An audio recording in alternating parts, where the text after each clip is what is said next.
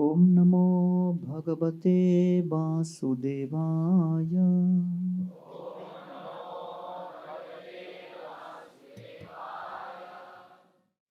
Hare Krishna. Jai Krishna Balram ki. Shri Shri Krishna Balram ki. Balram Jayanti Maha Mahotsav ki. So I welcome everybody for this evening's Balram Jayanti festival celebrations. In the 10th canto Srimad Bhagavatam, the beautiful appearance of Lord Balaram is described. After the marriage of Vasudev and Devaki, Kamsa was driving both of them on a chariot, and suddenly there was an Akashvani which said that the 8th son would be the cause of your destruction. Vasudev just had at that moment not even imagined what is going to happen, because as soon as Kamsa heard that Akashvani, he became fearful for his life. And in the next moment he turned around and with his left hand he held the hair of Devaki, with the right hand he held the sword, and with the arms which had the power of 10,000 elephants, and the naked sword which was sharp like anything, in next moment it was going to come down and cut off Devaki's head. Vasudev did not have any armies, any weapons. He did not even have time on his favor. In that one moment, Vasudev had to make a decision whether he is going to witness this scene helplessly or he is going to make an effort. And therefore, at that particular moment, Vasudev is an embodiment of a true, brave Vaishnava. Because who's brave? The circumstances of this material world will put all of us in various situations of helplessness, and we cannot avoid being helpless.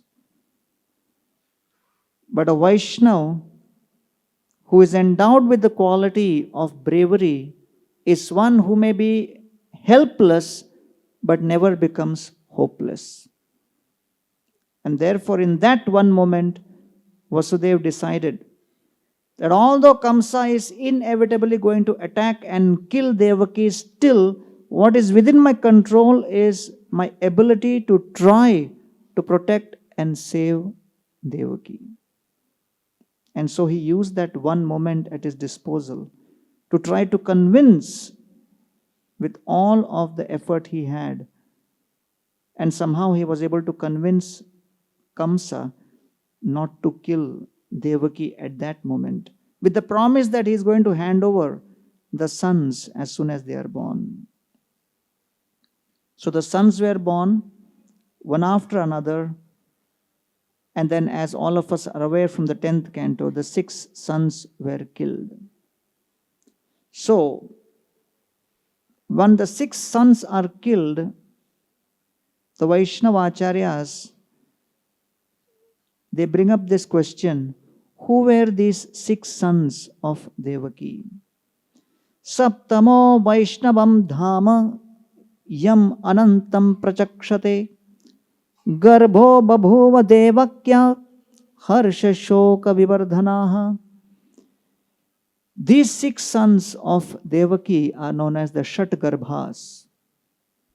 In the first incarnation, they were the 6 sons of Marichi, and when they were cursed, they became the grandsons of Hiranyakashipu, the sons of Kalanemi, and without the permission of Hiranyakashipu, they went to perform austerities to please Lord Brahma. Brahma appeared and gave them the benediction which they wanted, which was they would not be killed by any of the sages or the yakshas or the Gandharvas or the demigods.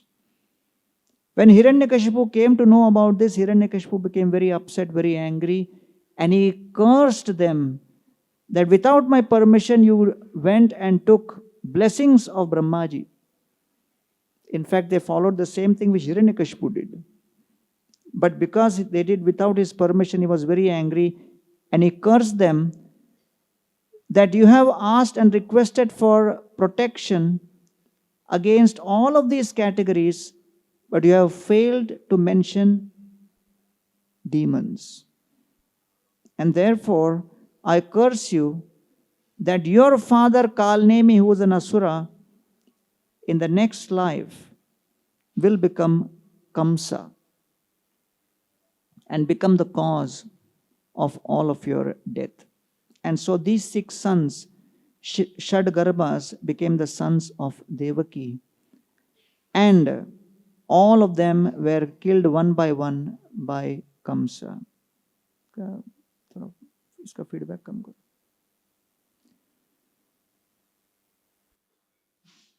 Once these 6 sons were killed, there was a task of purifying the womb of Devaki. And so the Supreme Lord had to manifest in the form of his own expansion, who is the Supreme Personality of Servitor Godhead, who serves his master Krishna in multiple ways.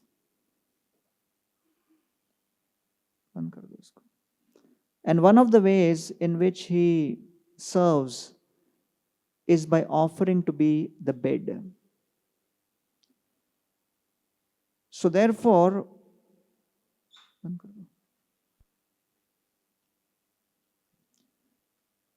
the reason why Baladev appeared is to offer a bedstead for Krishna within the womb of Devaki. And once that bed was offered in the form of Ananta Shesha, then Baladev was transferred to the womb of Rohini as part of this pastime. And so the Acharyas are describing that these 6 sons of Devaki represent the anarthas, the 6 anarthas of Kam, Krodh, Lobh, Moh, Mad, Matsar, and also the Shad Vishay, which is the 5 Tanmatra, Shabda, Sparsha, Rupa, Rasa, Gandha, along with the mind. And so Devaki here represents Bhakta Avatar, the incarnation of Bhakti, and Kamsa represents Bhaya Avatar, the incarnation of fear. And so the Acharyas explain that Krishna will only manifest within the heart of someone who fears material association and aspires for devotional association. And the fundamental principle required for Bhaktilata Beach to grow is Asatsanga Tyag. Amanistarite tomar iha agaman, Paramo dayalu tumi patita pavan. When Lord Chaitanya Mahaprabhu comes in front of Ramananda Rai, he glorifies him that, my dear Lord, you have appeared simply to deliver us. You are Parama Dayalu, supremely merciful, and you are Patita Pavan, deliverer of the fallen. Vedanishtha madhye ardheka veda mukhe mane Veda nishiddha papa kore dharma nahi gane.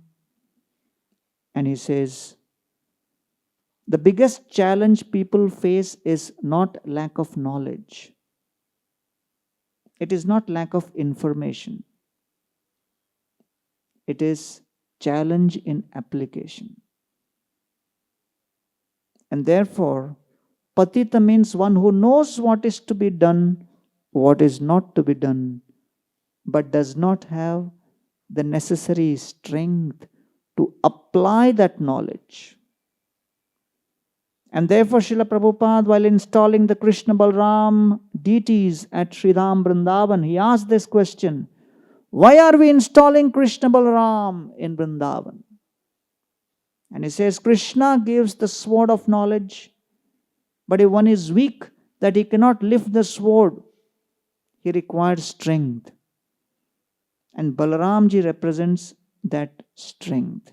He gives us the strength with which to lift that sword of knowledge and ultimately destroy the anarthas within our heart. And so here, Srila Prabhupada writes in his purport, when a pure devotee fears material association, he becomes uninterested in material enjoyment, and his real position of bhakti manifests. A devotee was sharing a room with a Western devotee from Mayapur, from Europe. It was night time, they were about to sleep, and this devotee from Europe told this other devotee, don't use mosquito coil, it will kill the mosquito. Better you use mosquito net. So this devotee was wondering, it's already 9:30 at night, where I'm going to find mosquito net? He said, anyway, it's night, it's too late, maybe tomorrow I'll do. No, you must. You'll kill mosquitoes, it is not good. Killing mosquitoes is not good. And this devotee was thinking, from where suddenly this guy manifested and giving me lecture on, how to be non-violent to mosquitoes. So anyway, he went out, got the mosquito net somehow and put the net.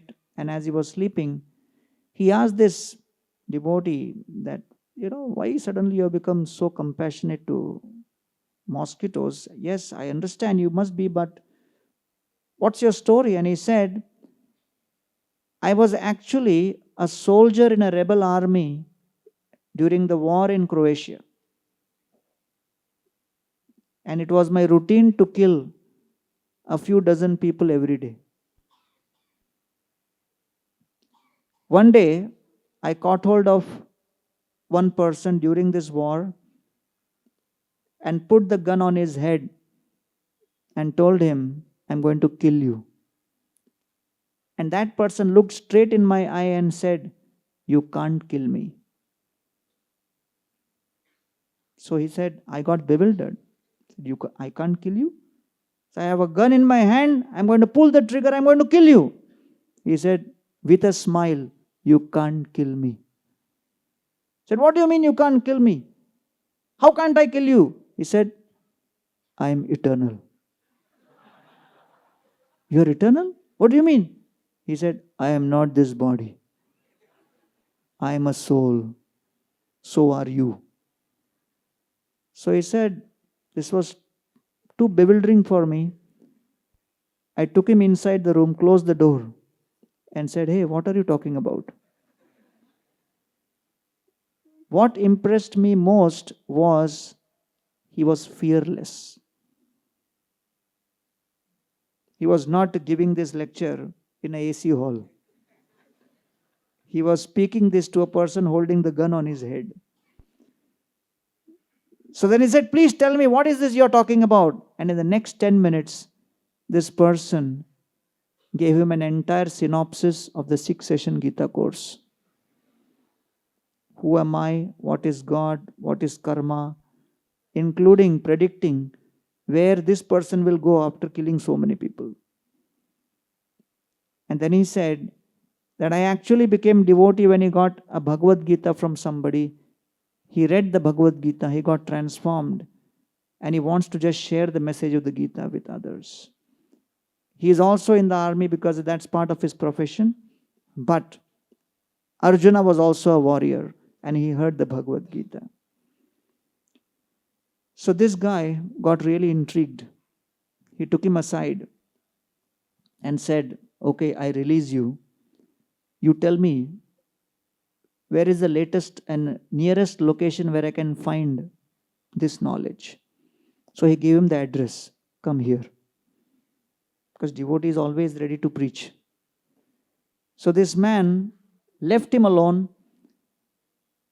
He went away and then found his latest opportunity to leave from where he was and went into the association of devotees, started attending the programs. became completely transformed. And he joined full time and became one of the best book distributors in Europe.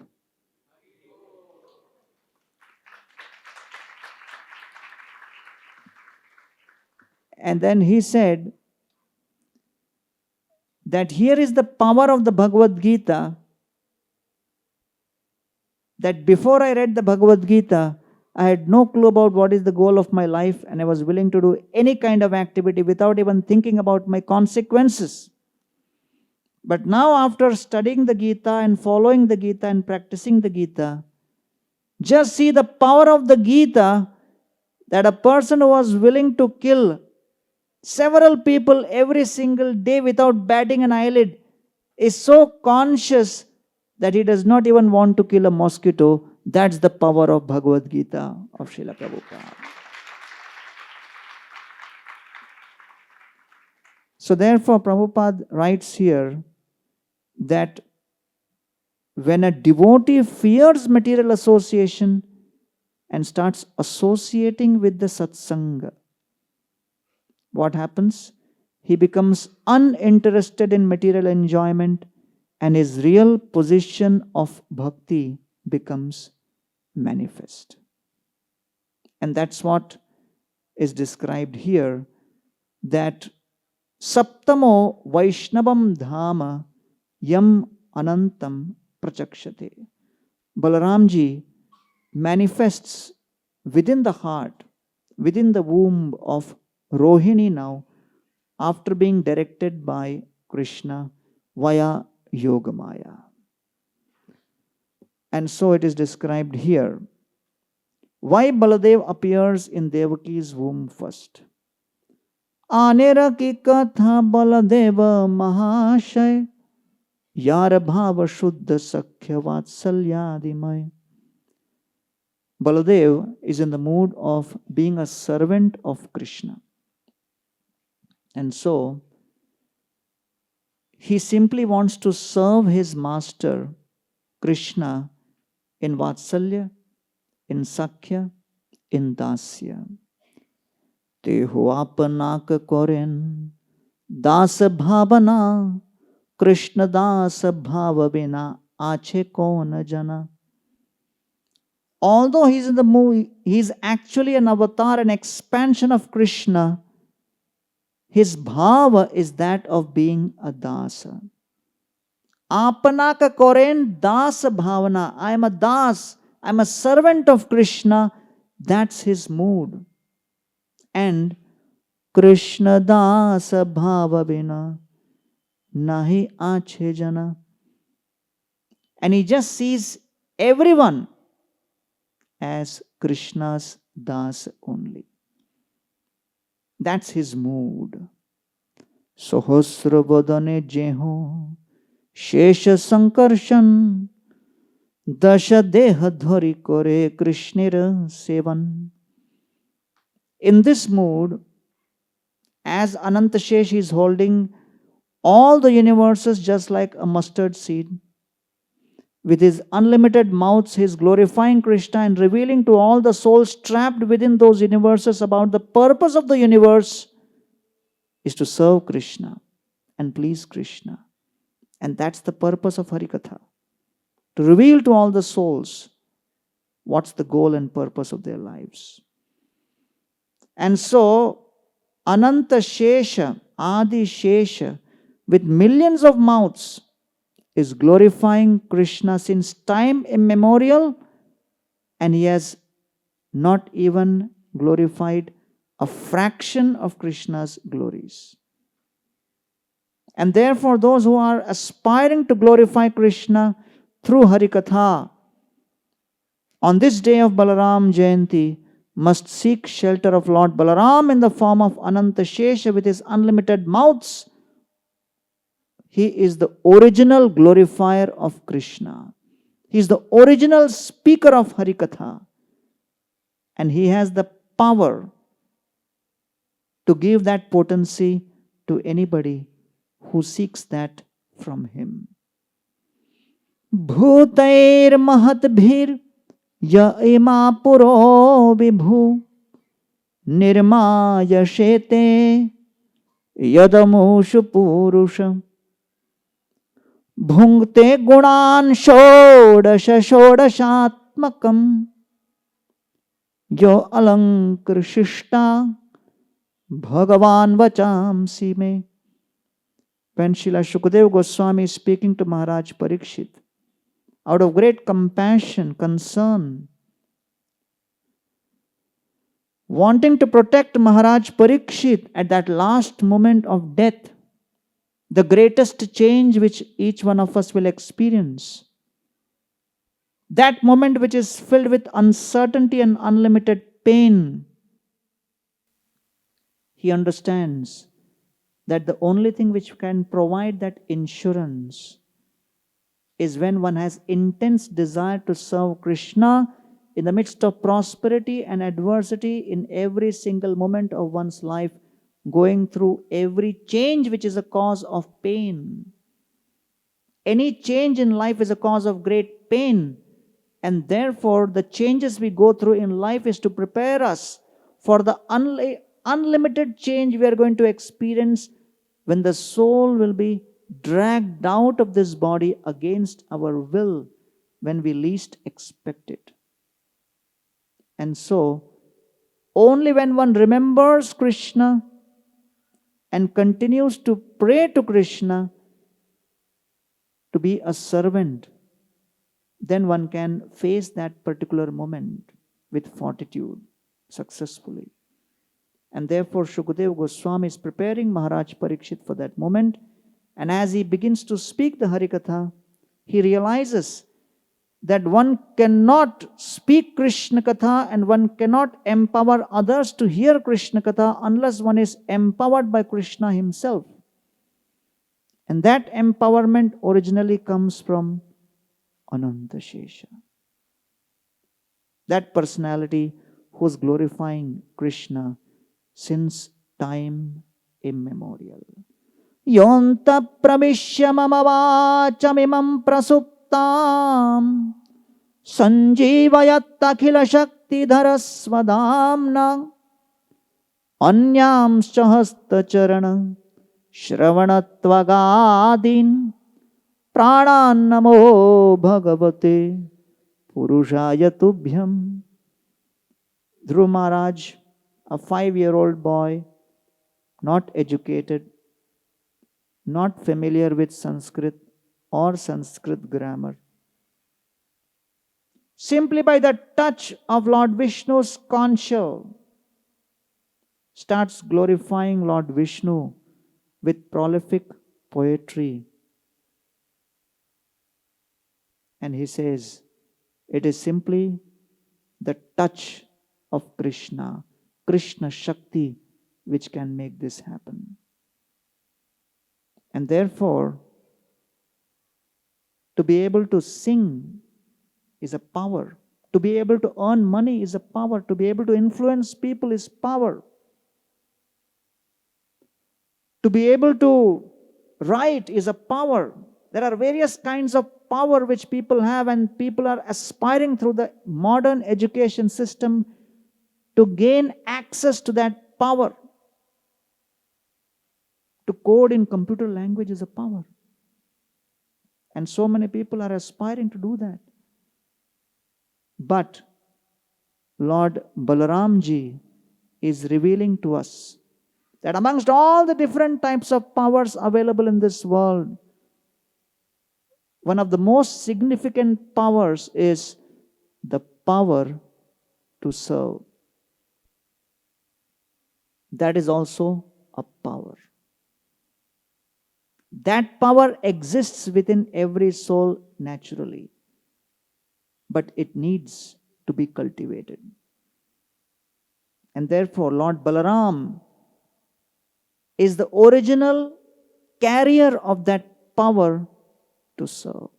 So he is known as the Supreme Personality of Servitor Godhead.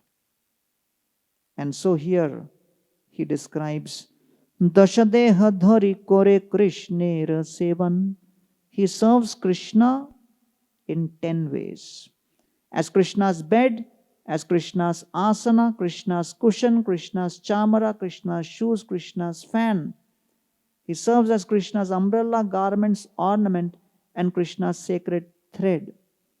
And in this way, he serves Krishna in Krishna's Srishti Leela by manifesting as Mahavishnu, as Garbhodaksha Vishnu, as Kshirodaksha Vishnu, as the Antaryami of the Prakriti, as the Antaryami of the Brahmanda, as the Antaryami within the soul. He manifests within the Vrindavan Leela as Balaram, within Mathura and Dwarka Leela as Moola Sankarshan, and within the Vaikunthas as the Mahasankarshan. The different forms in which Brahmaji, Balramji manifests, and hence Balaramji also serves Krishna in the 5 rasas. In the Shanta rasa, he is the one who creates Goloka Vrindavan. In Dasa rasa, he serves Krishna many times by massaging him. In Sakhya rasa, he plays with Krishna, wrestles with Krishna. In Vatsalya rasa, he protects Krishna. And in Madhurya rasa, he manifests as Ananga Manjari. So in all the rasas, Baldev is serving Krishna and demonstrating that the supreme most privilege a soul can have is the opportunity to serve. And that opportunity to serve is the most important. And here, Baladevji appears as the Guru Tattva. And as the Guru Tattva, he manifests the power by which we can serve. A harmonium may be there, one must know how to play it. Mridanga must be there, if it is there, one must know how to play that. The microphone is there, one must know how to operate it to get the maximum benefit out of it. Similarly, the paraphernalia in this world may exist, but how to utilize that in the service of Krishna, one needs knowledge. That knowledge on how to use the paraphernalia to serve Krishna and please Krishna is revealed by Balaramji. And therefore, he is the supreme director and deity of the Sandhini Shakti. Sandhini means Krishna Sandhan, the clue on how to find Krishna. The clue to how to find the essence within everything as Krishna. Sambit Shakti is the knowledge potency. And so, Lord Balaram, being the predominating deity of the Sandhini and the Sambit Shakti, when that Sambit Shakti manifests within the heart of a soul in this world, that is known as the Guru Tattva. So anybody who reveals to anyone else about Krishna, he becomes a Guru. Path Pradarshak Guru, Shiksha Guru. We are revealing that this is the way you should follow this process, right? When Giriraj Maharaj became very serious and joined Srila Prabhupada, his parents brought him to a psychiatrist. And the psychiatrist took him to a room and started asking him question. What is your problem in life? And he said, Janma Mrityu Jara Vyadhi. Birth, old age, disease and death. The psychiatrist got bewildered. Then asked, do you have problem with your family? And then he gave answer from another shlok from Bhagavad Gita. Every question the psychiatrist was asking, he was answering with a Gita shloka. The psychiatrist came out running in half an hour and told the parents, if I stay with your son for half an hour more, I will become Hare Krishna devotee. And then the psychiatrist said, your son is permanently infected. And Srila Prabhupada very much liked that. And Prabhupada in the next day morning class, he said, even the psychiatrist has certified that by the association of the Guru, Sadhu and Shastra, one's sanskaras can get transformed. And the process of transforming that sanskara begins by being exposed to a devotee who reveals the initial process. And therefore, the Guru Tattva is basically that which is revealing to us the path on how to connect with Krishna. Prabhu kahe aage kah sunite paye sukhe, apurvamrita nadi bahe tomara mukhe. Lord Chaitanya Mahaprabhu, the Supreme Personality of Godhead, takes the position of a student and he tells Ramananda Rai, you speak about Krishna, I want to hear more because I have accepted you as my Guru in this Shastra. And therefore, for us to get this opportunity to hear from the devotees is going to be the turning point in our Krishna consciousness. In the journey of the soul, this is the turning point. Vayam dhanyatama loke guropi kshatra bandhava vayam pibamo mohostatta punyam Krishna kathamritam. Parikshit Maharaj says, at the beginning of 10th canto, 10th canto means 3.5 days of katha is over. Bhagavatam has how many cantos? 12 cantos.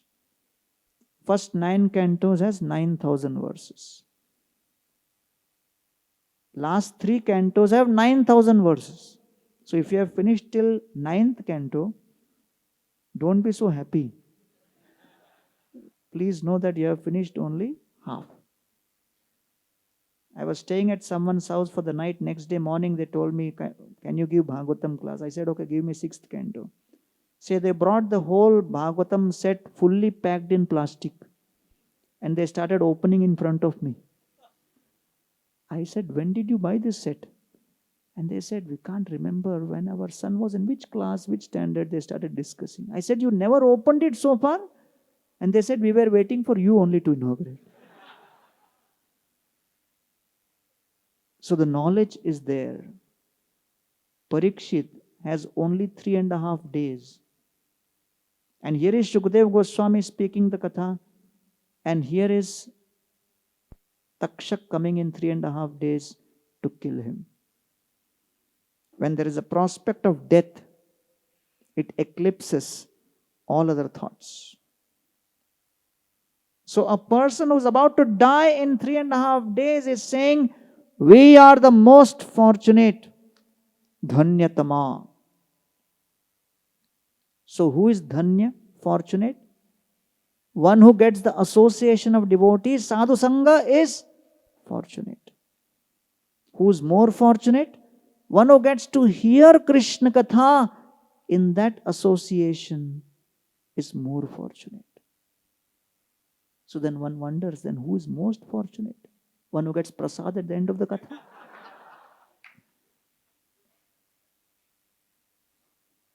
Very interesting point.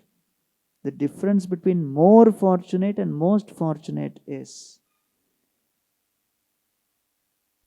that one who gets to hear Krishna Katha is more fortunate, but one who gets to hear Krishna Katha repeatedly is most fortunate.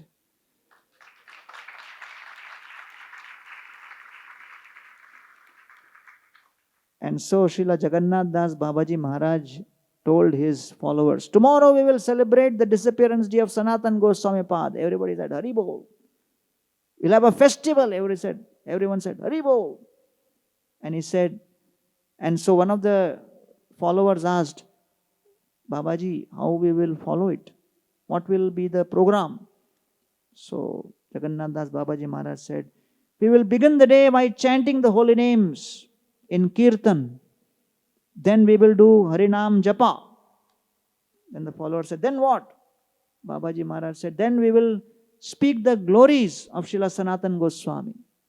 Says, Babaji, then what? Then we will chant the holy names. Then what? Then we will sing bhajans. Then what? We will continue Harikatha. So now the follower was becoming impatient. Because you know what he was wanting. At end of the lecture and Kirtan, there should be. And then Babaji Maharaj said, and we will fast all day and night.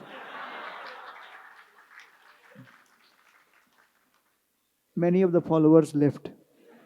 Said, only he can celebrate such a festival. So here is Parikshit, 3.5 days, he is fasting.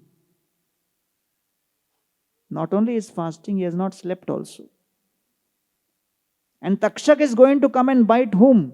Parikshit. But all the sages are also sitting there. They are also fasting. They have also given up sleep. The sages are not thinking, Arey, Takshak is going to kill him. Let him hear. He needs it. We'll take a break. 5th canto was heavy. I need some rest. I'll sleep under that tree. Wake me up when 10th canto begins. Everybody is in the same mood of attentive hearing. So therefore, Parikshit Maharaj is saying, we are the most fortunate. And here, that's what Balramji is described as.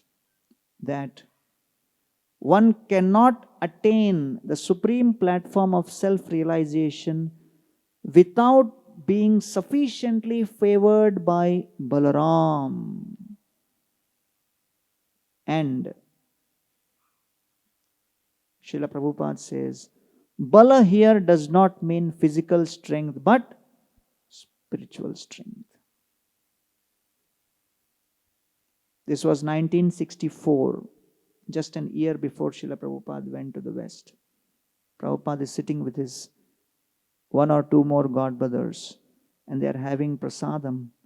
And the godbrother says, Swami Maharaj, you are eating with your hands.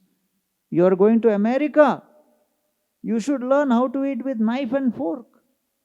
What is this? You are eating with hands. How will you convince the people in the West if you don't eat with knife and fork? Prabhupada continued eating with hand and said, I am going to America to give them the message of the Bhagavatam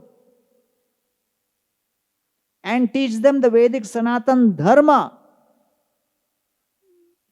and make them forget eating with knife and fork and eat with hand.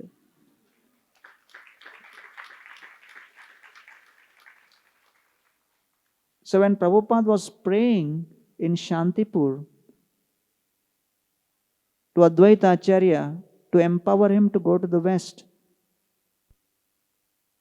one of his godbrothers came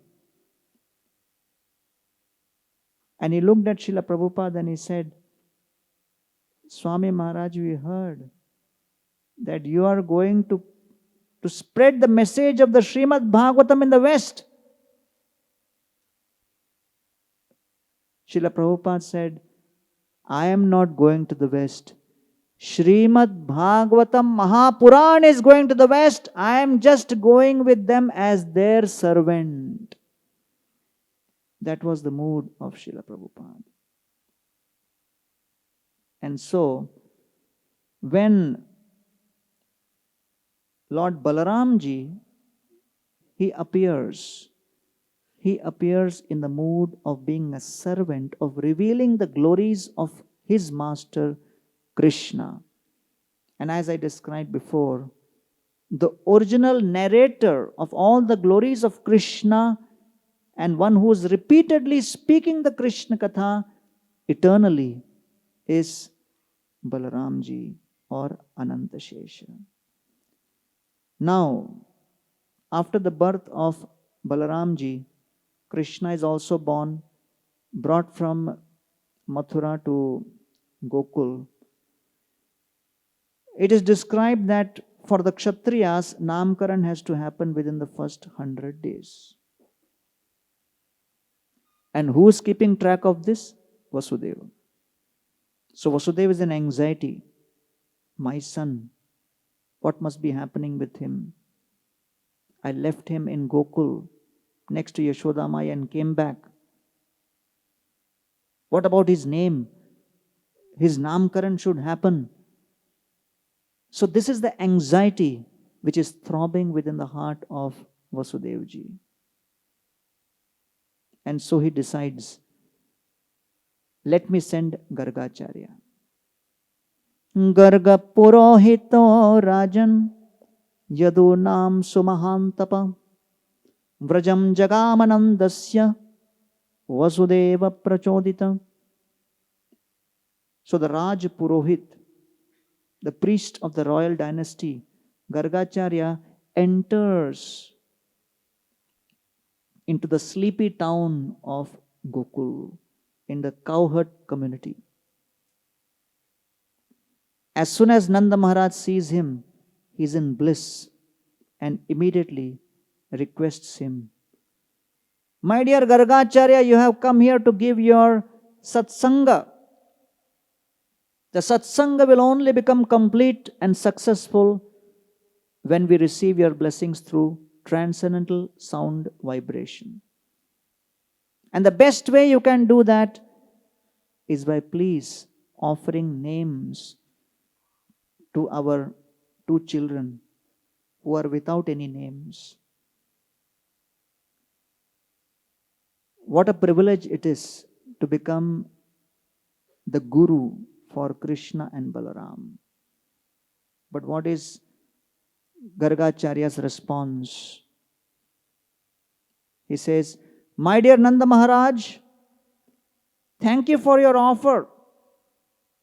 It's an honor. It's a privilege. It's once in a lifetime opportunity for someone to do this. But as sevak, the primary thought process in a sevak's mind should not be that I should do this seva, but who will be the best person to do this seva at this moment? Yaduna mahamacharya khyatascha bhuvi sarvada sutam maya sanskritam te tam manye devaki sutam. Yes, I am highly qualified in terms of all the rituals. I'm experienced, I'm expert. But just because someone is experienced and expert doesn't mean that he's the best in every situation. Why? Right now, Kamsa is searching. Where are all the children? And he wants to kill them. And wherever he gets a clue of something significant happening around children, he'll take notice. Yaduna Mahamacharya, I am famous as the Acharya of the Yadavas. And when the news goes to Kamsa that the Acharya, the Guru of the Yadavas, the royal Purohit, was there in Gokul giving name to two children, Kamsa will send his spies to find out. So, me performing this seva of giving the name to these two children is filled with high risk for Krishna, for these two children. Now the names are not suspense. Name has not been given. So when he says that, Nanda Maharaj doesn't agree immediately. And he says, Alakshitosmin rahasi mamakairapi govrajay kurudvijati samskaran swasti vachana purvakam. He says, no. I want you only to perform this seva of giving the names. Alakshitosmin. As far as Kamsa is concerned, the danger is concerned, I have a solution. The danger is only when it becomes known that you were here. If we do the entire name giving in a very secret way, there is no danger. And I know one place where nobody is there in the day. That is the Goshala, where the cows have gone for grazing. Nobody is there. And when I take you there, only I will be there, you will be there, Gargacharya, and these two ignorant children will be there. And they never understand anything. Gargacharya agrees to this. And so the verse says, Evam samprarthito vipra swachikirshitam evatat chakara nama karanam gudho rahasi balayoho. So the verse is very interesting. Evam samprarthito. He is again and again begged by Nanda Maharaj. Please do this seva. Please do this seva. Please do this seva. Not that, why can't I do this seva? Who are you to stop me from doing this seva? Prabhu? Don't you know I am Mahaprabhu? So sometimes we use this term seva and sevak very casually, but do not realize what should be the equation. Right? Sometimes we threaten the person giving seva. So here, evam samprarthito vipra, again and again he is begged, please, please, please. And then the second word says, swachikirshitam, which means Gargacharya also had the desire to do this seva. So to have a particular desire to perform a certain seva is bona fide, is normal, right? All of us may have some desire to do this, to do a particular seva. And then sometimes, people may call us and say, can you do that? And then internally you are in bliss. And then you are waiting for that opportunity. Right? So that's a privilege. Swachikirshitam evatat, because he got that opportunity, then he gave these names to these two boys. So then specifically with respect to the son of Rohini, he gave 4 names. First is Rohini Putra. Ayam hi Rohini Putro. Second, Ramayan Suhrudo Gunaihi.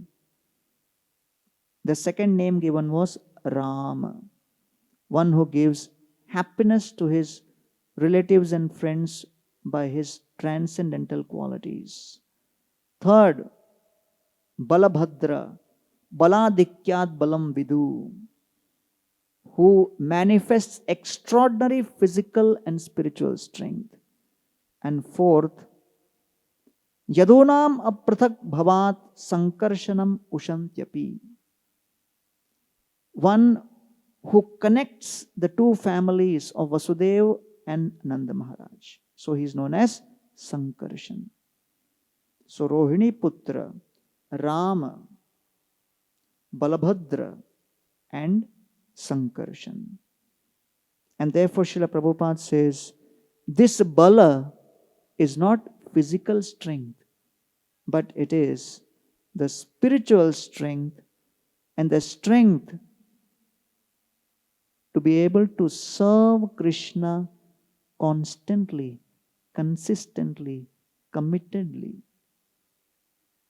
That is the strength which Balramji represents. And therefore, Shesha here represents the original cause of oration of Krishna Katha. And Srila Prabhupada mentions, within this material world also, there are many people who can give eloquent speeches on material topics. that is a perverted reflection of the power obtained from Anantashesha only. And therefore, if one is fortunate and obtains the mercy of Lord Balaram, the anarthas, especially the Hridaya Daurbalya, is destroyed. So that is what we are aspiring for today, to get the mercy of Balaramji, to get that spiritual strength. And one gets that through the association of devotees. Lord Chaitanya Mahaprabhu prays, Ekaki amar nahi pai bala, Hare nama sankirtane, Tome kripa kori shraddha bindu diya, Deha Krishna nama dhane. I am alone and I do not have strength on my own. Only in that satsang, in the association of devotees, I get the strength, I get the power. That is where the strength is, the bala is. And so Kaviraj Goswami says, Murkhani chakshudra moe bishaya lalas, Vaishnavagya bole kore, etika sahas. I am foolish, murkha, I am fallen nicha, I am insignificant kshudra, I am attached to sense gratification, vishaya lalas. So someone may say, then why you are writing Chaitanya Charitamrita? If you are so humble, if you are so unqualified, says Vaishnavagya. When the Vaishnava association gives me the order, gives me the instruction, directs me, that gives me the bala. Vaishnavagya bole kore etika sahas. So I am getting the guts to do this because of the Vaishnava Agya. Shri Rupa Raghunatha Charaner Eibal Jara Smriti Siddha Hoye Vanchita Sakal. And I have access to all the Vaishnava Acharyas. By remembering their lotus feet, by expressing gratitude for what they have given us, we access that bala. And the whole purpose of Vaishnava Sangha is to create the appropriate association, the culture, the environment, the ambience, the favorable conditions by which we can connect to that flow of grace. That's why the Sangha exists. Srila Prabhupada was in Kolkata. He took his devotees, and Prabhupada had just launched the life membership program. So these devotees from the West, they were going to Indian homes and they were being fed, because that's normal. You know, normal, if you go to somebody's house, there is exchange of food. And if sadhus go, then they feed more. And if Western sadhus have come, first time they are seeing, so they are giving them like anything. And these Western devotees, they had their stomach full, and they just, when they will bring some item to serve, they would just say, no, enough. I don't want. Verbally, they just say, I don't want. But they don't know in India that at some point you have to put your hand in front, pull the plate behind. You know, these are like the unsaid things. They are very humbly thinking that, okay, if I say, I'm full, they'll get it. So they say, I'm full. He says, okay, take more. So they are getting bewildered. I'm saying something, but they are doing the opposite of what I'm saying. So it takes time before you understand India and the hospitality especially. So now they have put, so they have also heard you should not waste prasad, so they are eating and eating. So after coming back to the temple, one of the devotees holds his hand on the stomach and cries out, Srila Prabhupada, my stomach is paining. Prabhupada said, naturally, because you ate 25 puris. I said, Prabhupada, how do you know that? Prabhupada said, I was counting. Another brahmachari started laughing. Prabhupada said, you don't laugh, you ate 16. And Prabhupada said, when we go to these homes, they will feed us. But the reason we are going there is not just to eat. Because we'll go to 6 or 8 homes in a day. You can't be eating everywhere. But the purpose is to provide that sangha, that connection, that relationship, that hope, that even in the most difficult, helpless situation, I can always find that hope. And therefore, here, Prabhupada mentions, if fortunate one obtains the mercy of Balaram, the anarthas are destroyed, especially Hriday Daurbalyam. So Thakur Bhaktivinoda describes 4 types of anarthas. What are the 4 types of anarthas? First is Asat Trishna, thirst for the temporary, which is bhukti, enjoyment, mukti, liberation,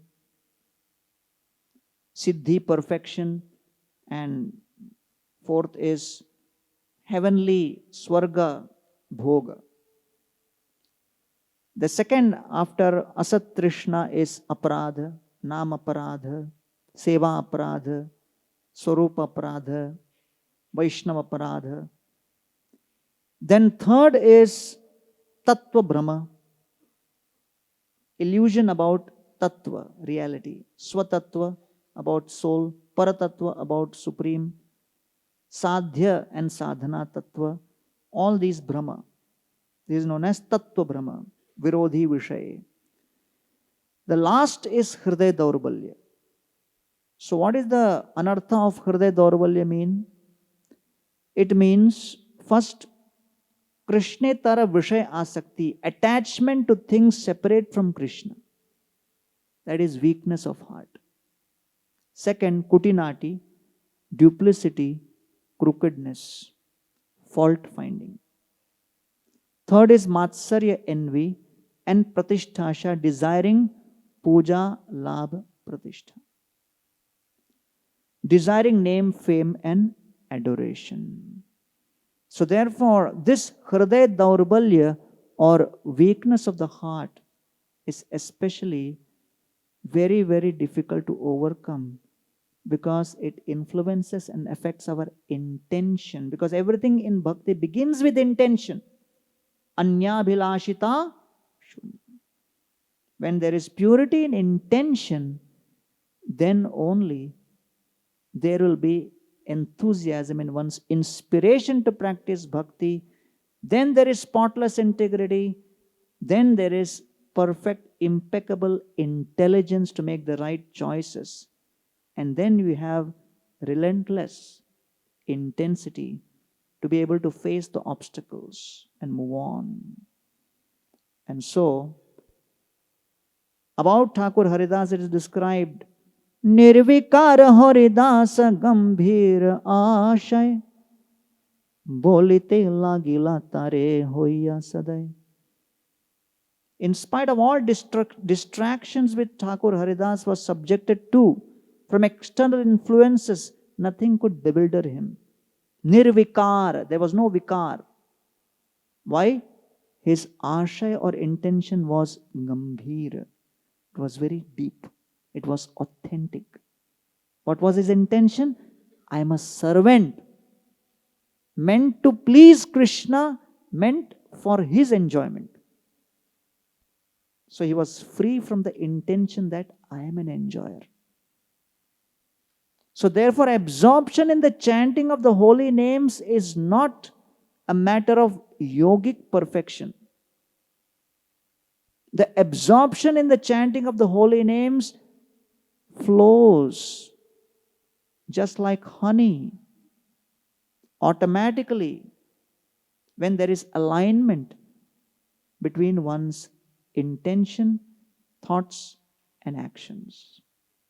And therefore, Hriday Daurbalyam is referring to that weakness of the heart in the heart of a sadhaka. There was this pujari in one of the temples in somewhere outside of India. And after doing this pujari seva for 4 or 5 years, he suddenly thought, I think I've had enough. I'm missing some of my old entertainment which I used to do, which is surfing in the ocean.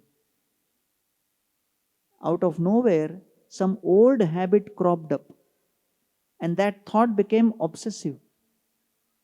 And he thought, I must go back to that. He left serving the deities, took a surfboard without telling anybody, and went into the ocean to surf, thinking, now I am liberated. And as he was surfing, suddenly a shark came. And he spotted the shark from a distance, and the shark was coming closer to him. And he thought, before I was a Hare Krishna devotee, also I did a lot of surfing. I never saw a shark. After leaving the temple, first thing I see is a shark. Because Krishna also has his way of following up. So he was sending the shark. And as soon as he saw the shark, he started chanting Narsingarthi. Because he had spent enough time in the temple, so he knew in emergency what buttons to press. And then the shark continued to come closer, so he started chanting Hare Krishna. Then he started chanting other verses he knew. He exhausted all his talk. The shark was still coming close. Finally, he folded his hand and said, my dear Lord, I promise you, if you save me from this shark today, I will go and serve you forever. But just for this day, save me from this shark. As soon as he said that, the shark came near, looked at him, decided to fast that day, did a parikrama and left. And he came running back to the temple. The president said, I didn't see you since last 2 days. What happened? He says, no, I didn't see you. Where were you? He says, wherever I was, I am not going anywhere now. I am just going to be at the lotus feet of the Lord, serving. So sometimes when you are serving for a few years, we may take it for granted. But we should know, any moment, Maya can come and distract us. And that is what is known as the moment of Hriday Daurbalyam. So there we need bala, we need strength. And so, Lord Balaram, as the Lord of Sandhini Shakti, he comes to our support and he helps us overcome this durbalta or weakness within the heart. So on the day of Balram Jayanti, the Vaishnavas must forcefully declare, let all those who offer worship to Balram get his mercy and become spiritually strong. Samsarera para hoye bhaktir sagore, ye dubi be se bhajuka nitai chandere. One who is very serious to know how to cross the dreadful ocean of material existence, samsarera para hoy bhaktira sagare. If you want to cross the ocean of material existence and enter into the ocean of bhakti, then ye dubibe se bhajuka nitai chandere. One can only do that by worshipping Lord Nityananda. And therefore, the 4 prayers we should offer to Balaramji is first, please shower your mercy upon us. Second, infuse spiritual strength into our hearts. Third, please destroy and completely root out all our anarthas, especially Hriday Daurbalyam. And fourth, thus please enable us to participate in Krishna Janma Utsav. Therefore, Balram Jayanti and Balaramji's appearance comes before Krishna Janmashtami, so that we are able to prepare our consciousness accordingly. So therefore, Balaramji's Leelas at Gokul begin when Krishna and Balaram are spending time being dragged by the cows and the calves as small children. One of the names of Balaram is Ghasita Ram. And it is when Balaramji is dragged along the mud of Braj by the calves. And Krishna and Balaram are holding on to the calves' tails helplessly. All they have to do is leave. But they are just holding on, being dragged, and the Braj gopis are enjoying this pastime. And so it is described that Anganiya Kumara Leelav, that the gopis are the most fortunate because they are witness to Krishna and Balaram's pastimes for the maximum amount of time, because as children they are spending majority of the time with their mother. And so people come to Krishna consciousness and come to the temple many times expecting peace, shanti, too much of anxiety, shanti, right? Tension about mandir jao. Shanti. I was distributing book to somebody in the local train. He said, no, I've got a Bhagavad Gita already. My father has one, grandfather has one. So I, gave him some prasad, smiled at him, said, please come to the temple. Then I went to another book. He came chasing me. He said, I want Gita from you. I said, you already have two, no? One from father, one. Why you want one? He said, last 6 months, my boss has been chastising me. My wife has been chastising me. My father has been chastising me. All my colleagues are chastising me. You are the first person in 6 months who has smiled at me. Therefore, I want the Gita from you. I said, if I knew that, I would have laughed and given whole Bhagavatam. So Kali Yuga is a yuga where people are in constant anxiety. One of our devotees always used to be smiling and laughing, very happy person. His boss called him aside and asked him, any problem? So he said, why, sir? You're always smiling. So in Kali Yuga, to remain morose has become normal. So if someone smiles, all the morose people come together and say, Pagal hai. Kyun? Khush hai. He is happy. So he's become abnormal. So therefore, what is Braj? That is beautifully described. Shringyagni Shri Asijala Dvija Kantakebhya Krida Parau Atichalau Swasutau Nishedhum. What are Krishna and Balram doing and how they are engaging Yashoda Mai and the other gopis? When Krishna and Balram see the horn of a bull, they become attracted. And both of them discuss, let's go and hold on to that. Looks like an attractive place to hang from. So they run, trying to jump and catch hold of that bull horn, Shringi. So Yashoda and Rohini have to run behind and drag them back. Hey, don't touch that, dangerous. Then they see the sigidi and they see the flame. They become attracted, something very bright. They want to put their hand inside. They rush. Again, Yashoda and Rohini have to pull them out. Agni, Damstri. They look at the monkey. But what attracts most in the monkey is the teeth of the monkey.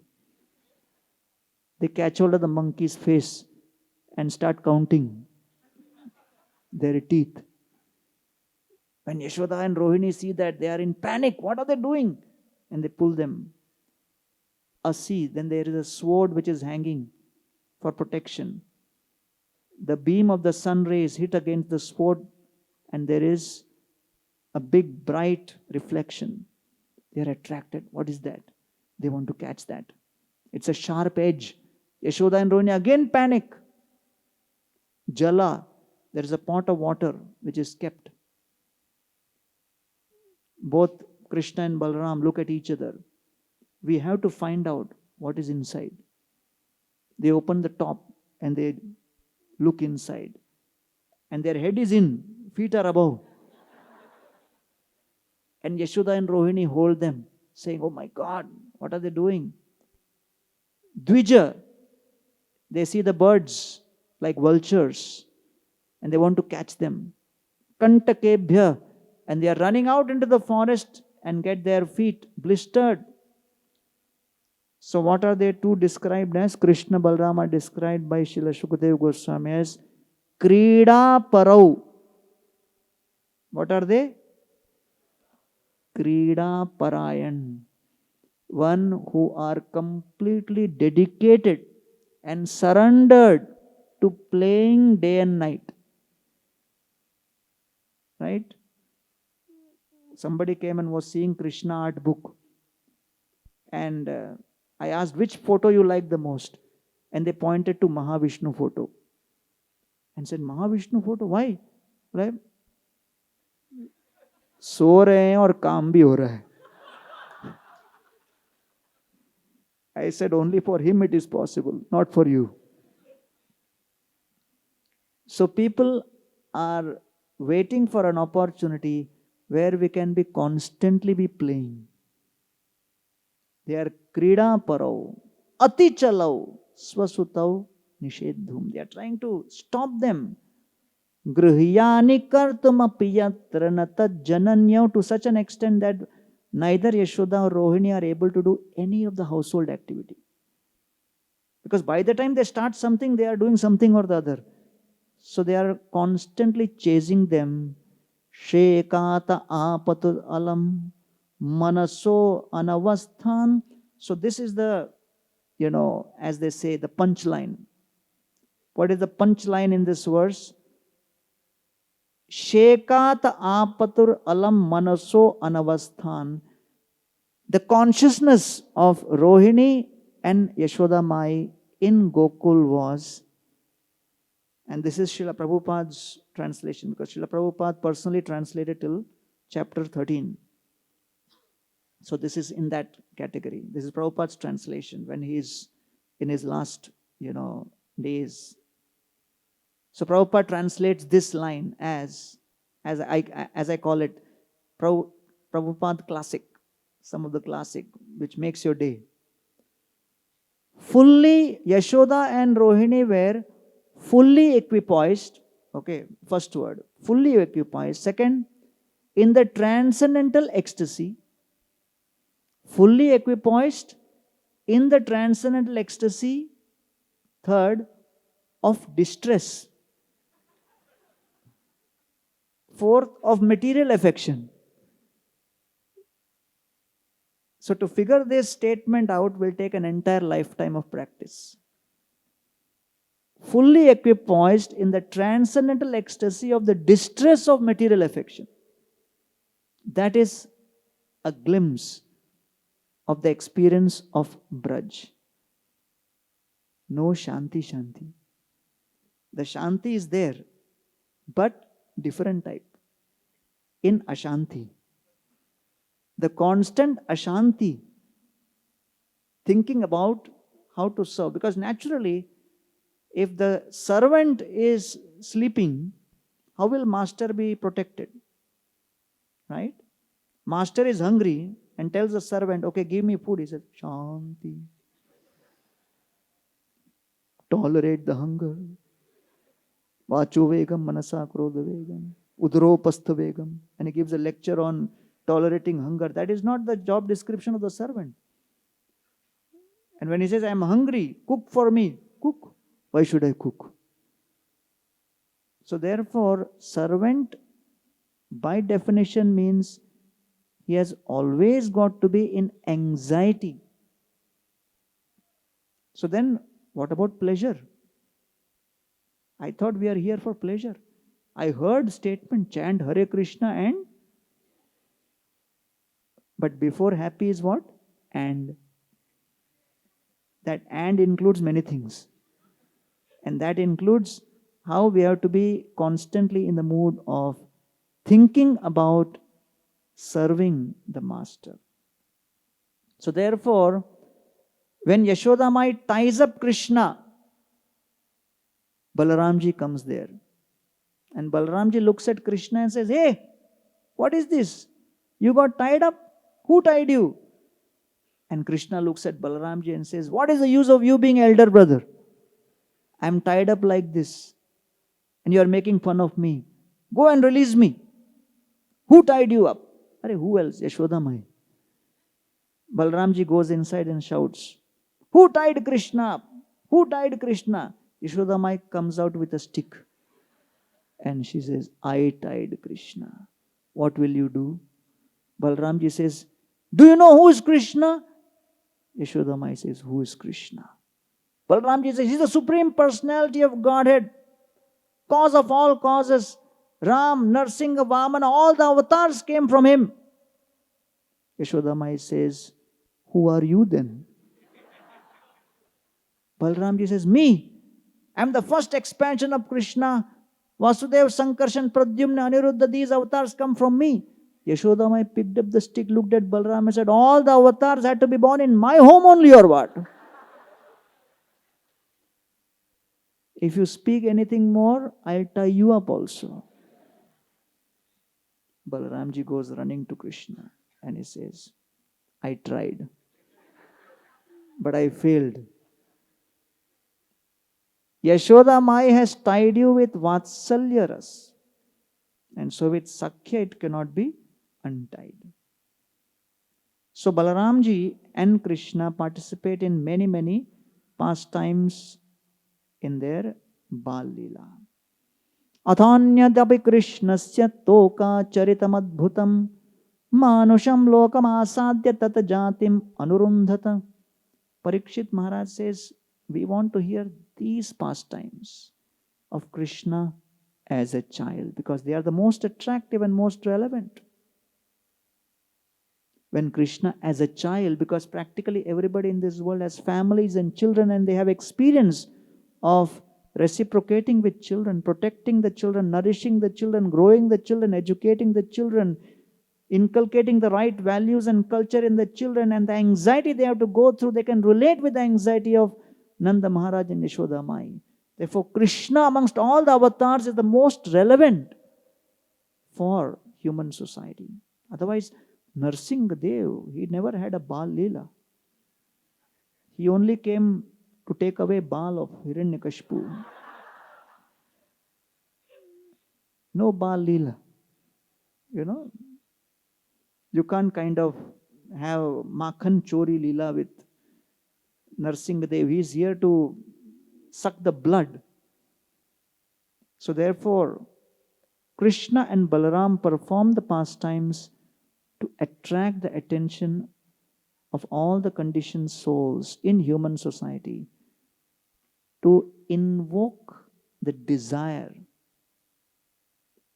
that for millions of lifetimes I have had relationships with millions of people, millions of positions, had millions of possessions, but can I give this one lifetime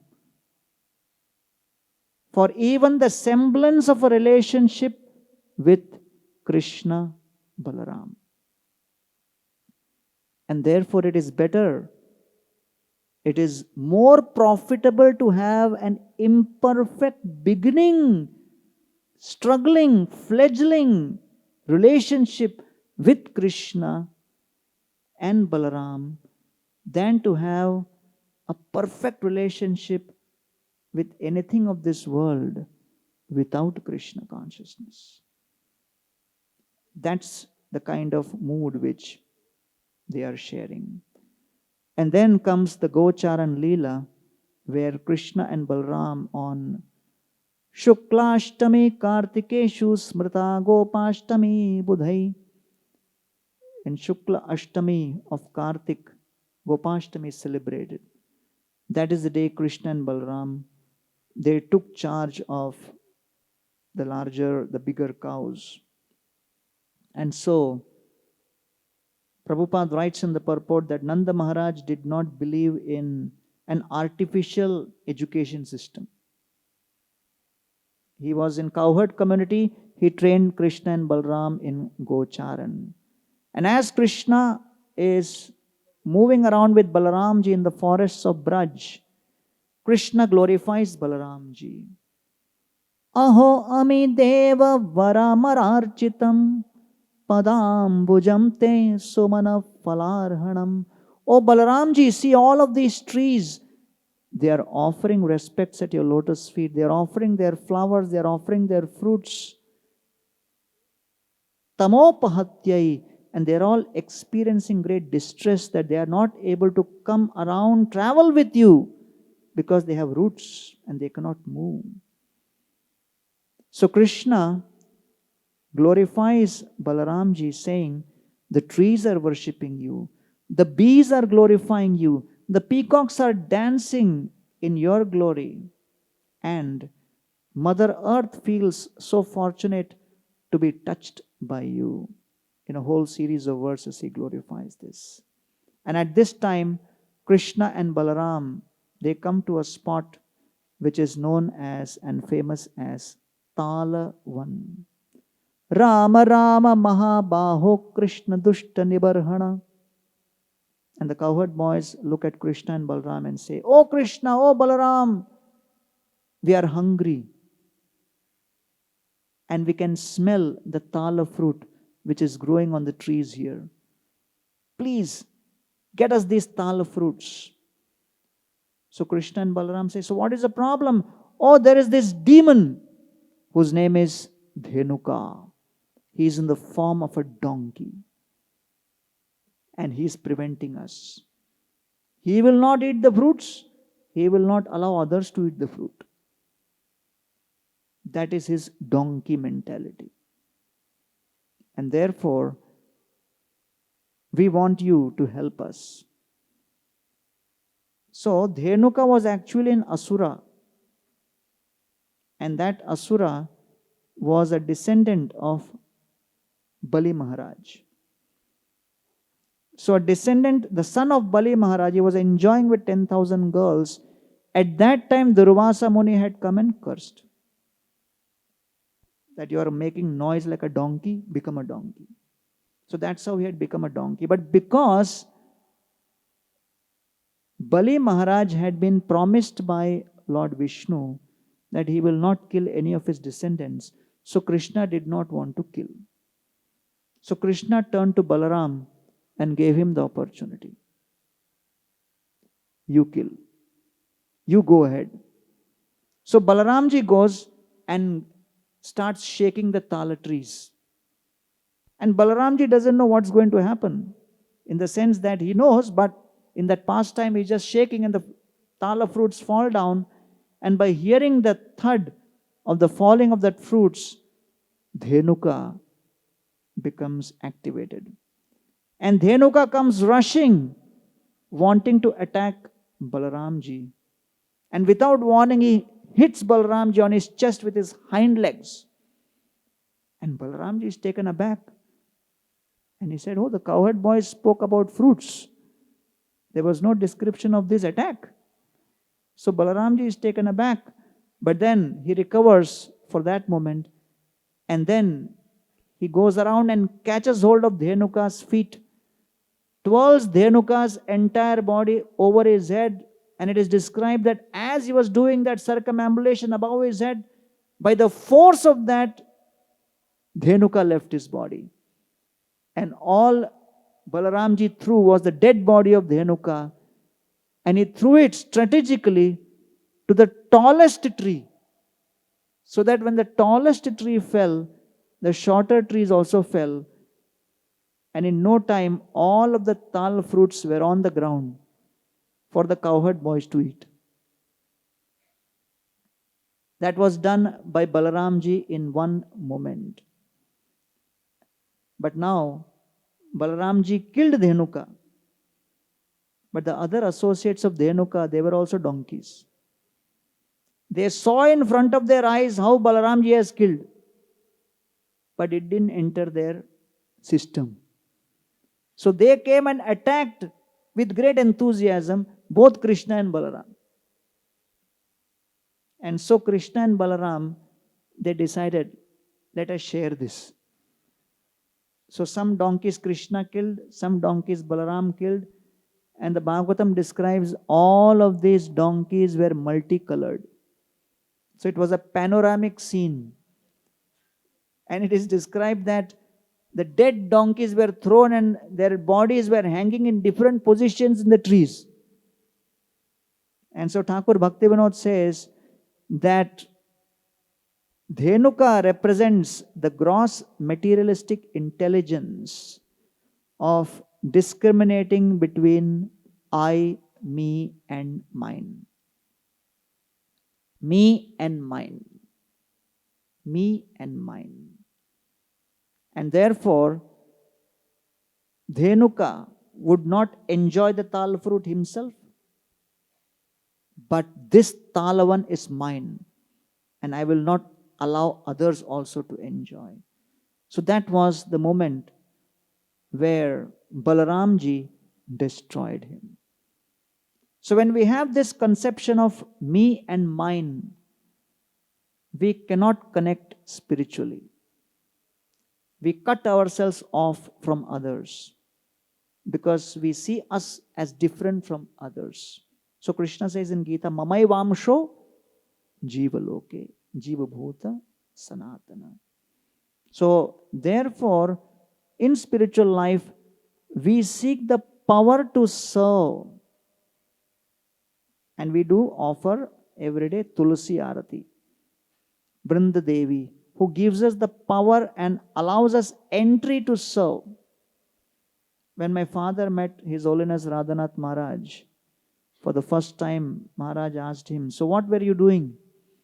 So he said, Maharaj, I was serving steel plant for almost 40 years. And Maharaj said, now you serve Tulsi plant. Because Tulsi Maharani will give you the power to serve. So when ISKCON was established in America, in a few years in the early 70s, they made a case against ISKCON that they are doing brainwashing. And Prabhupada was told about this. Prabhupada said, people don't know difference between body and soul. There is no brain only. Brainwashing will happen when there is brain. So we are not brainwashing, we are brain giving.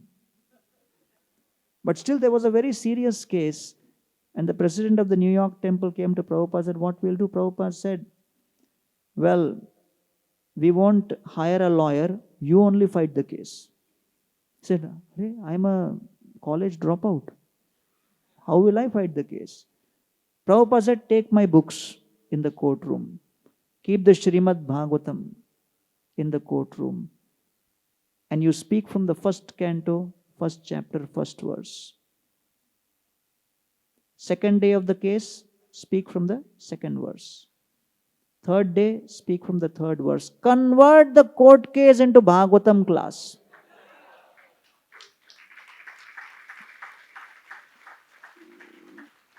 So Prabhupada's transcendental ideas were such that even that disciple, he followed it.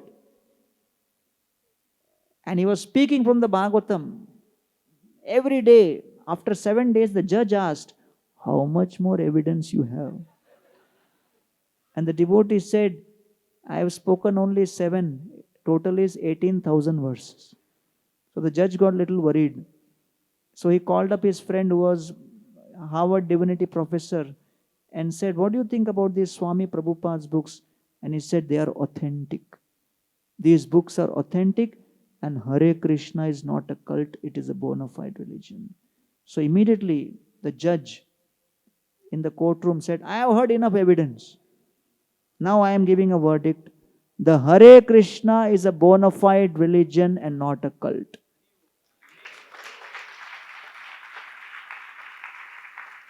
And if you see His Holiness Giriraj Maharaj's book, that particular News clipping is also there when this was released. So therefore, when one is in the bodily conception of life, one is unable to appreciate the depth of spirituality and the purpose of spirituality. And so, Prabhupada also mentions that the burden of knowledge many times is not knowing the essence of that knowledge. You simply go on accumulating knowledge without knowing that essence. So Krishna and Balaram continued performing pastimes, and they were now performing pastimes of playing with the cowherd boys, and Kamsa sent one demon.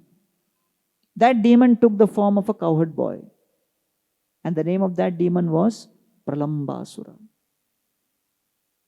So Krishna and Balaram divided into two parties, and whoever would win would be carried by the loser. So Pralambasur was in the losing party, so he was carrying Balaramji.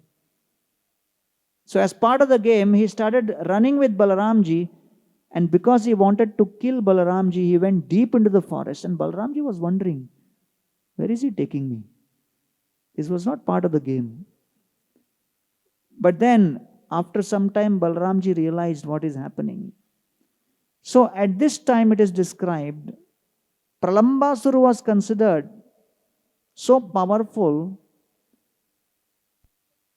and he was sitting, he was having Balramji sitting on his shoulders. Balramji suddenly started increasing his weight. Tam udvahan dharani dharendra gauravam mahasuro vigataraya nijam papu. As he increased his weight, the speed of Pralambasur slowed down significantly. So, the demoniac power was curtailed by the Lord's mystic power. And at this time, Pralambasur manifested his entire demoniac body right in front of him. When he manifested that demoniac body, Balaramji became frightened. So the question is, how can Balaramji become frightened? Why did he become frightened? First, Balaramji became frightened because he had to demonstrate the mood of a cowherd boy. Second, Pralambasur had appeared as one of the cowherd boyfriends of Krishna, and Krishna had accepted Pralambasur as his friend. So Balaramji was wondering, if Krishna has accepted Pralamba as his friend, am I allowed to kill him? Or should I check with Krishna? So he was kind of frightened. Third, since this demon was in disguise, the first anxiety which Balramji got was, is this the only demon, or is there another demon attacking my Krishna? So he became filled with anxiety for Krishna. And then he regained his memory, and then he realized, this is Pralamba sent by Kamsa. And in that moment, Balramji took his fist and hit hard on his collarbone. And that was the end of Pralambasura.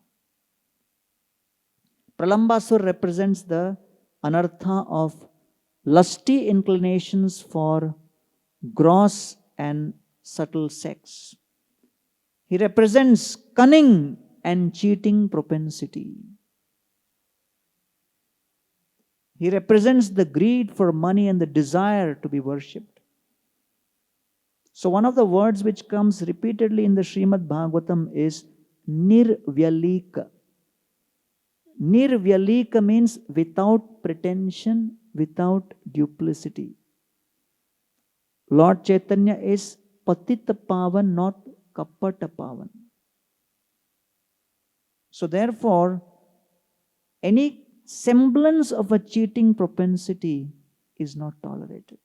Prabhupada was seeing one disciple was putting stamps on envelope. using his saliva. He was taking the stamp, putting his saliva and placing it. Prabhupada looked at him and said, "Hey, this is not good. This is muchi. This is dirty. You should not use saliva. You should use some water." And Prabhupada told him, "Use a bowl of water." So, and Prabhupada left. So he took a bowl of water and the disciple was putting stamps using that water. All the stamps were done. Only one stamp remained. But the water in the bowl was over. Now he started thinking, what should I do? He had two choices. He started thinking, who will get up and get water just for one stamp?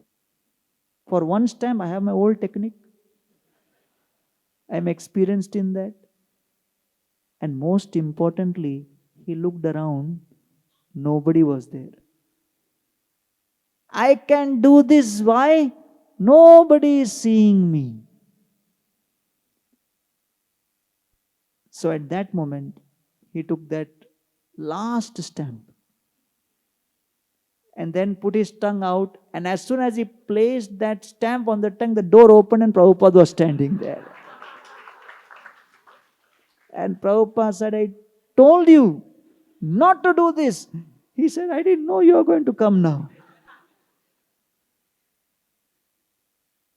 So, nirvyalika means we may not have assets, we may not have skills, we may not have qualifications, we may not have expertise, but we need to have sincerity of purpose. Ami briddha jaratur likhite ka payakar मन किच्छु स्मरणे न होए न देखिए नयने न सुनिए श्रवणे तबु लिखी ए बड़ा विस्मय. Krishnadas Kaviraj Goswami is saying, I am 90 years old. Nothing left. Likhite kaapayakar, as I am writing, my hands are trembling, my eyes cannot see, my memory is failing me. Each and every pore in my body is paining. But tabu likhi, still I am writing. Why? Payajara agyadhan brajera vaishnavagan tara madhya mukhya horidas. Because the Vaishnavas have given me the instruction. So I am making my effort. So the sincerity and the simplicity of one's effort is more important than acquisition of skills. So Pralamba so represents duplicity, which is unfavorable, and that duplicity of Pralamba and the bodily consciousness of I, me and mine both have been reserved for Balaramji.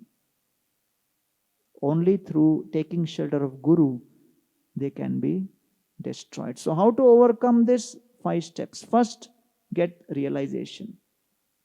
One must get the realization that my obstacles are very strong, my obstacles are detrimental for my bhakti, and my obstacles and anarthas are difficult to overcome. Step 1, one has to get that realization. One should not think, hey, everybody is like that only. Everybody is full of lust only. So I am not so special. No, one should get the realization. Second, one must make enthusiastic effort. Third, one must have sustained, humble effort. Because the effort will not bear fruit in a day. One has to sustain that. Fourth is, when Krishna sees, he shows mercy by awakening the mood of Sri Baladev in the devotee's heart. When Krishna sees that this devotee is following the Gurus very sincerely, by serving the Gurus, the Shiksha Gurus and all the Gurus, Krishna shows mercy by awakening that mood of Baldevji. And then the step 5 is the contaminations are instantly removed. And so Thakur Bhaktivinoda says, the methods of the process of purification are very deep and mysterious, and it is necessary to learn about them directly from Guru. Shushyantim rudatim ekam dhyana shoka parayanam dukkhasyantam na pashyantim ramam anushruta anubrata. Beautiful words in Ramayana. When Sita Devi is in Ashok Vatika, she is experiencing 6 different negative emotions upon her. Shushyantim, she is emaciated. Rudatim, she is crying. Ekam, she is lonely. Dhyana parayana, her mind is filled with thoughts of uncertainty. Shoka parayana, she is completely dedicating to distress, lamentation. Dukkhasyantam na pashyantim, and she cannot see the end of her dukkha.